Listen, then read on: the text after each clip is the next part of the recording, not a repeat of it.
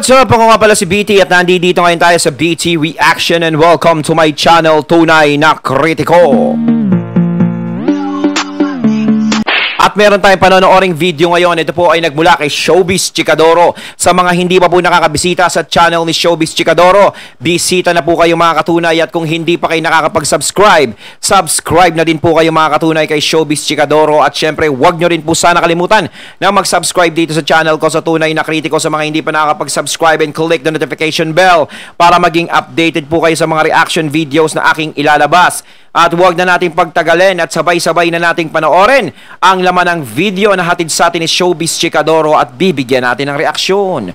Pasok! Muling nagsalita si dating Pangulong Duterte para daw siraan ang mga institusyong nag-alis ng kumpidensyal na pondo ng kanyang anak, ayon ito sa ilang mambabatas at mga dilawang personalidad. Siya ay nanawagan kay Senator Risa Hontiveros, Congressman Stella Quimbo, Kabataan Party List Representative Raul Manuel, at Speaker Martin Romualdez, na buksan ang kanilang mga record kung saan ginamit ng mga ito ang kanilang mga extraordinary expenses o classified funds. Bagamat hindi tayo palaging sumasang-ayon kay Speaker Romualdez, mayroon siyang hakbang na ginawa upang magkaroon ng pagkakahati sa mga Marcos at Duterte supporters. Ito ay upang muling ilaan ang kumpidensyal na pondo ni VP Sara sa mga ahensyang nagtatanggol daw sa ating West Philippine Sea. Hindi daw makatarungan ang paggastos ng 125 milyon pesos sa loob ng 11 araw sa panahong marami sa ating mga kabataan ay nare-recruit ng mga rebelding NPA sa pangunguna umano ng makakaliwang mambabatas na ginagamit pa ang kanilang pondo. Ngayong nauungkat na ang issue sa bilyon-bilyong pondo ng mga kongresista, sila pa itong tila biktima daw ng masamang batikos mula sa publiko na kung saan humihingi lamang ng liquidation sa kanilang mga gasta. Hindi daw dapat hayaan na magtagumpay ang bulldozer tactics ni Duterte at ng kanyang anak, ayon sa mga dilawan. Dapat daw protektahan ang ating mga mambabatas at ang mga institusyon ng Senado at Kongreso, kasunod ito sa pagkakaroon ng I Stand with HOR. Silip sila na silip sa ginagawa ni BP Sara, no? Pero yung sarili nilang dumi, ayaw nilang silipin. Yung mga funds na ini-issue nila kay BP Sara, na alam naman nila kung saan napupunta. No? Alam naman nating lahat kung saan napupunta. Nagkakaroon ng magandang resulta. Eh yung mga funds ninyo, ba't ayaw nyong pabuksan? Dapat pinabubuksan nyo din. Dapat pinapasilip nyo din kahit papano, papinta ng konti. Diba? Saan nyo dinadala? Kinukumpara nyo naman kay BP Sara kasi. Banat kayo ng banat kay BP Sara. Alam nyo naman yung nangyayari. O nagbubulag-bulagan lang kayo. Hindi nyo nakikita kunwari. Ganon. May ganyang bagay. Ang ating mga boses ay mahalaga sa pagtatanggol sa transparency, mabuting pamamahala at katarungan.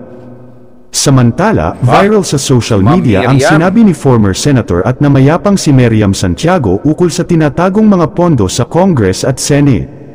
Dati na niya pala itong isinapubliko, dahil gatbingi ang mga dilawan hindi gaanong napansin ang usaping ito kasabay na dahil siguro nasa ilalim pa ng pamumuno ng mga yellow ang bansa. Ngayon nakalaban na nila ang nagsisiwalat nito kagaya ni FPRD siyang pinapalabas ng mga ito na si VP Sara Duterte pa ang may bahid ng korupsyon. Ang isyong ito ay binigyan naman ng comment reaction ng well-known influencer na si Gina Oprohorov. Panuuri ng full video para sa iba pang detalye na magsisimula naman pagkatapos ng maiksing intro. Sandali, bago ipasok ni Showbiz Chikadoro ang maiksing intro na yan, talagang ginagawa na nila lahat para magkaroon ng matinding issue si BP Sara kahit napakalayo pa ng eleksyon. Siyempre, gagawin mo yan eh. Para gawin natin, para mapabagsak natin yan. Malay mo, mauto natin yung mga iba. At makinig sa atin na masama si BP Sara, na corrupt si BP Sara. Yung mga ganon. Diba, mga ganyan. Eh hindi, matalino na yung mga tao ngayon. Hindi katulad, hindi ko naman sila sabing bobo kaming lahat. Kasi noon hindi updated ang lahat ng mga tao noon eh. Hindi nakikita eh. Kasi sa television lang nakatutok. Hindi katulad ngayon is may social media na. May mga tao na naglalabas ng katotohanan. No? May mga taong nakakakita na. Alam na nila ang buong istorya at nagagawa, no? Ng mga mabubuting politiko na may magandang intensyon sa ating bansa. At nakikita na rin yung mga hindi magandang intensyon. Yun eh.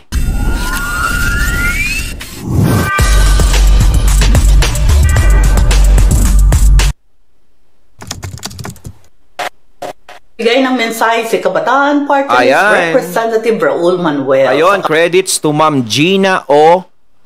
Pohorov. Ayan, credits po sa inyo, ma'am. Kabataang kumakandidato sa barangay and sangguniang kabataan elections. Ayon sa kanya, labanan natin ang katiwalian. Oh, galing naman. Alam niyo, ito ba yung mga isa sa mga inaantay nating magsalita? And all of a sudden, he comes out here at sasabihin niyang labanan natin ang katiwalian. Umpisahan nyo, Raul Manuel. Umpisahan mo.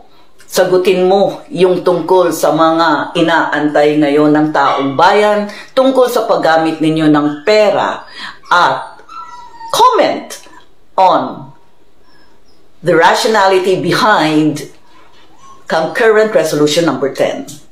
Magsalita kayo.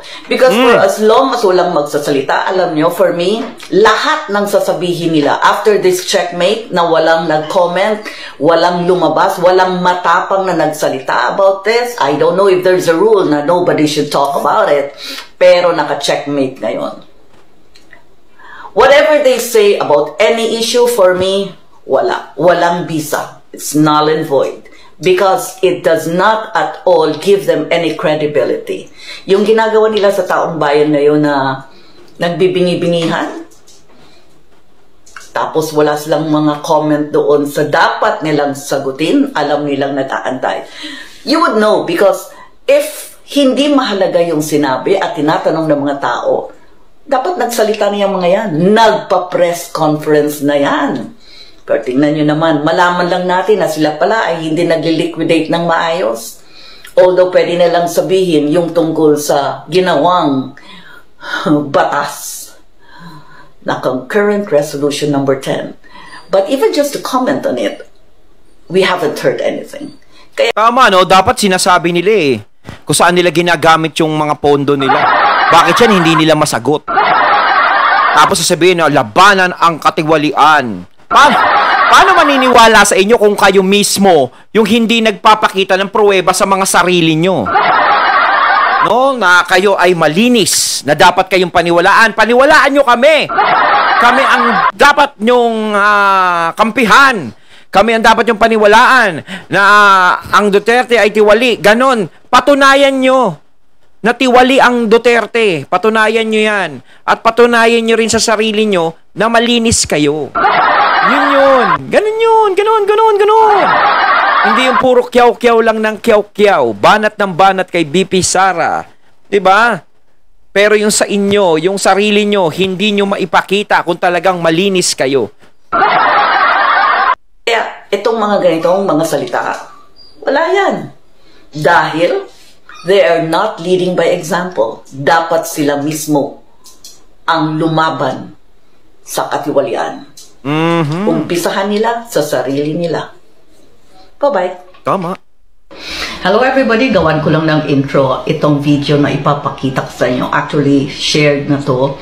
Thank you to War BMag at saka kay Gracie na i-share na rin nila ito sa TikTok. At ipapakita ko lang na noon-noon pa si former Senator Miriam Santiago ay meron ng mga katanungan tungkol nga sa paggamit ng pera ng taong bayan. Tinatanong niya yung kapwa senador niya. Pero, nagkaroon ba siya ng suporta? Panoorin nyo na lang. Kasi pera niya yun eh. Oh, daw, yung 250. Hindi niya pera yun. Savings yun ng opisina niya. We're talking of the people's money. Can I emphasize, please? We are talking of the money of the Filipino taxpayer. Naginamit daw na savings ng Senado as an agency and then savings of the Office of the Senate President. But ano mang savings yon? Pera yan ng taong bayan. Pwede mo bang pamigay yan bilang regalo na 2 milyon bawat senador ng daming mga biktima ng kalamidad? Pagkatapos, bakit sila tanong sa akin? Ang tinatanong ko lang ay ganito. Makatarungan ba yung ginawa ninyo? ng pera ng bayan, pinamimigay nyo sa mga sarili ninyo, sa kautusan ng Senate President, para sa sarili ninyo, na ang dami nating mga biktima ng bagyo, ng baha, at iba pang mga kalamidad sa ating bansa. Matatanggap ba yan ng pangkaraniwan na taong bayan? Yan ang pagtatanong. Bakit ngayon ako ang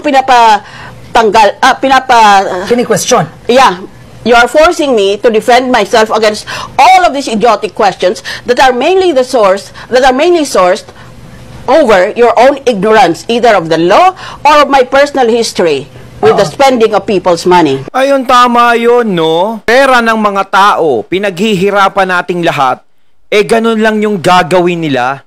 No, parang pinamimigay lang sa ganyan-ganyan. Imbis na yung taong bayan ang makikinabang, sila yung nakikinabang. Tama naman si Ma'am Miriam, talagang isa sa magaling talaga yan. Hindi uubra dyan yung mga talagang mga tiwali talaga.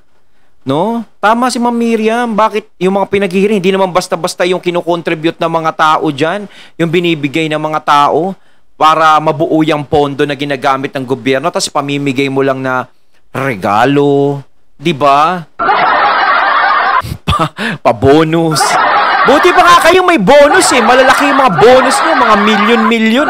Samantalang yung mga trabahador natin dito na mga natural na mga tao lang na wala namang posisyon, kundi nagtatrabaho lang ng marangal, barya-barya lang ang binibigay.